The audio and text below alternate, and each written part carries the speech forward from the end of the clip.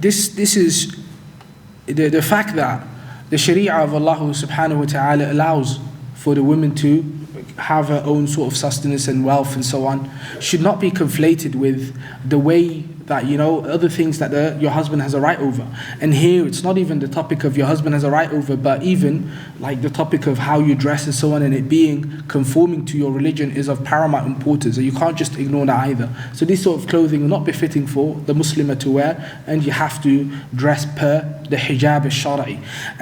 And your husband as well, the rights he have over you, including that you don't leave the house without his permission, unless it's, things that are necessary and customary and normal, should not be conflated with the topic of, your own sort of individual wealth and how you behave towards that.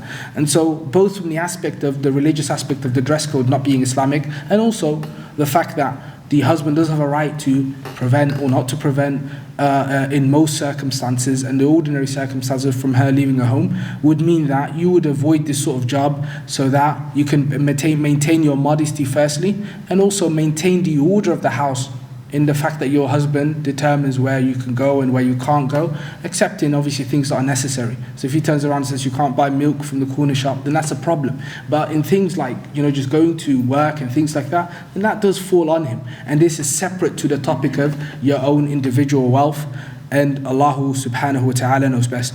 The following question is, my husband wants to take a second wife. I told him that I will leave him if he does so. He says that getting multiple wives is right, he's right by Islam, and I cannot leave him for this reason. If he's correct, then why did the Prophet prohibit Ali radiallahu ta'ala anhu from marrying a second wife, second time, when Fatima radiallahu ta'ala anhu was alive? The first part of the question we've discussed. The narration of Ali radiallahu ta'ala anha, there's a lot of discussion regarding. So some of the people of knowledge, point blank, just consider it to be weak. Others from amongst the scholars of Islam hold that it's something that was specific to Ali radiallahu ta'ala an. And so the topic of aslan, the anger that the Prophet ﷺ had towards this situation, it was because of the fact that the status of Ali radiallahu ta'ala anha to Fatima radiallahu ta'ala anha to the Prophet ﷺ, and that which bothered her would bother the Messenger of Allah, and that which bothered the Messenger of Allah would above Allah subhanahu wa ta'ala. And that relationship doesn't exist with ordinary mu'minat. And so you're creating a false equivalence. You're creating a false equivalence. And so this condition having existed between, because if you think about it, this would quite literally destroy the whole element of polygamy. How many women are there that are actually fine with their husbands remarrying? It would quite literally mean if anything that bothers a Muslim woman, then we can't remarry, then it would quite literally mean polygamy shouldn't even be, there's tanaqud between the book of Allah and the sunnah of the Prophet ﷺ. And that doesn't make any sense.